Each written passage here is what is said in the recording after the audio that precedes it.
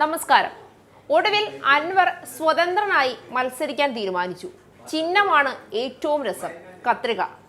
വെട്ടിമുറിക്കാൻ ഒരുമ്പെട്ടിറങ്ങിയ അൻവറിന് ഏറ്റവും ചേർന്ന ചിഹ്നം തന്നെ തിരഞ്ഞെടുപ്പിൽ മത്സരിക്കാനും കിട്ടി. അൻവറിന്റെ കളികൾ ഇനി ആയുധം വെച്ചുള്ള കളികളാകാൻ പോവുകയാണ്. ഒടുവിൽ ആ ആയുധം വെച്ചു തന്നെ അൻവറിനെ പൊതുജനം രാഷ്ട്രീയ രംഗത്ത് നിന്ന് എന്നേക്കുമായി വെട്ടിമാറ്റുമോ എന്ന് ഇനി കണ്ടറിയാം. അൻവറിന്റെ ഒരാവശ്യങ്ങളും ഒരു തരത്തിലും അംഗീകരിക്കാനും കൂടെ നിർത്താനും ഒന്നും കോൺഗ്രസ് തയ്യാറാകാത്ത പശ്ചാത്തലത്തിലാണ് രണ്ടും കൽപ്പിച്ച് അൻവർ മത്സര രംഗത്തേക്ക് ഇറങ്ങാൻ പോകുന്നത്. അൻവർ സ്വയം താനിരുന്ന കൊമ്പ് തന്നെ ആഞ്ഞു വെട്ടിമുറിച്ച വിഡ്ഢിയായി പോയി രാഷ്ട്രീയ കേരളത്തിൽ.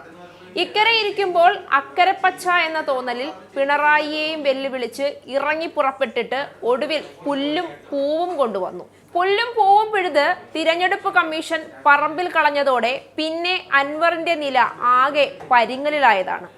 കേരള രാഷ്ട്രീയം കണ്ട ഏറ്റവും ഗതികെട്ട രാഷ്ട്രീയക്കാരനായി അൻവർ മാറി. എന്തിനാണ് അൻവർ മത്സരിക്കുന്നത് എന്ന് അദ്ദേഹത്തിന് പോലും ഇപ്പോഴും നല്ല പിടിയില്ല.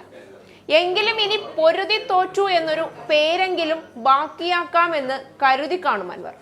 മുൻപ് ഇടതുപക്ഷ സ്വതന്ത്രനായി നിലമ്പൂരിൽ മത്സരിച്ചപ്പോൾ സ്വന്തം ചിഹ്നമായിരുന്ന ഓട്ടോറിക്ഷയും അൻവർ ചിഹ്നങ്ങളുടെ കൂട്ടത്തിൽ സമർപ്പിച്ചിരുന്നു.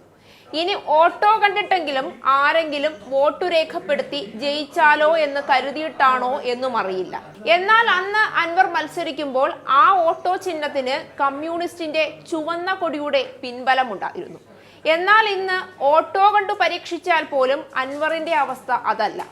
സ്വയം മത്സരത്തിൽ നിന്ന് പിന്മാറാൻ തയ്യാറാണ് എന്നും അതിനു വേണമെങ്കിൽ വനം വകുപ്പോ ആഭ്യന്തര വകുപ്പോ തന്നെ അടുത്ത തവണ കോൺഗ്രസ് അധികാരത്തിൽ വന്നാൽ തനിക്ക് തരണമെന്നും അതല്ലെങ്കിൽ പ്രതിപക്ഷ നേതാവ് വി.ഡി. സതീശനെ ആ സ്ഥാനത്തു നിന്ന് മാറ്റണമെന്നുമൊക്കെയുള്ള ആവശ്യങ്ങൾ തിരഞ്ഞെടുപ്പിൽ മത്സരിക്കുന്നത് പ്രഖ്യാപിക്കുന്നതിന് മുൻപ് പിന്മാറാൻ വേണ്ടി അൻവർ ഇന്ന് രാവിലെ വരെ മുന്നോട്ട് വച്ചിരുന്നു. എന്നാൽ ഇത് കോൺഗ്രസിന് ഒരു തരത്തിലും അംഗീകരിക്കാൻ കഴിയുന്ന നിലപാടുകളായിരുന്നില്ല. അൻവറിനെ മന്ത്രിയാക്കുന്നതോ പ്രതിപക്ഷ നേതാവ് വി.ഡി. സതീശനെ സ്ഥാനഭ്രഷ്ടനാക്കുന്നതോ കോൺഗ്രസിന് ചിന്തിക്കാൻ കഴിയുന്ന കാര്യമല്ല. മാത്രമല്ല, ഇത്തരം നടപടികൾ കൈക്കൊണ്ടാൽ ഇത് കോൺഗ്രസിൽ വീണ്ടും തമ്മിൽ തല്ല് നടക്കാൻ തന്നെ കാരണമാകും. അതുകൂടി കണ്ടിട്ട് തന്നെയാകണം അൻവർ തന്നെ ഇത്തരം ആവശ്യങ്ങളിൽ ഉറച്ചു നിന്നത്.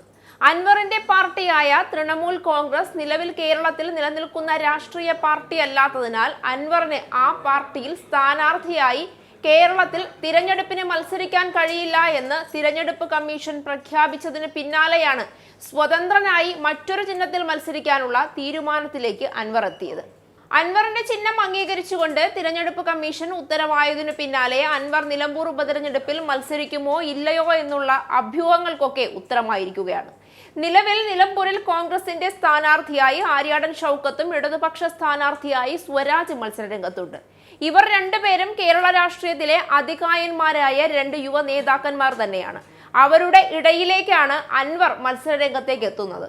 നിലമ്പൂർ അഭിമുഖീകരിക്കാൻ പോകുന്നത് അതിശക്തമായ പോരാട്ടമാകുമെന്ന് രാഷ്ട്രീയ നിരീക്ഷകർ ഒന്നടങ്കം വിലയിരുത്തുമ്പോഴും അൻവറിന് തിരഞ്ഞെടുപ്പിലേക്ക് മത്സരിക്കാം എന്നതുപോലും ഒരു കോമാളി കഥ പോലെയാണ് കേരളം നോക്കിക്കാണുന്നത്. വോട്ട് ഭിന്നിപ്പിച്ചുകൊണ്ട് ഭൂരിപക്ഷം കുറയ്ക്കാം എന്നതിൽ കൂടുതൽ എന്തെങ്കിലും അൻവർ വിചാരിച്ചാൽ നടക്കുമോ എന്ന കാര്യം കണ്ടറിയണം.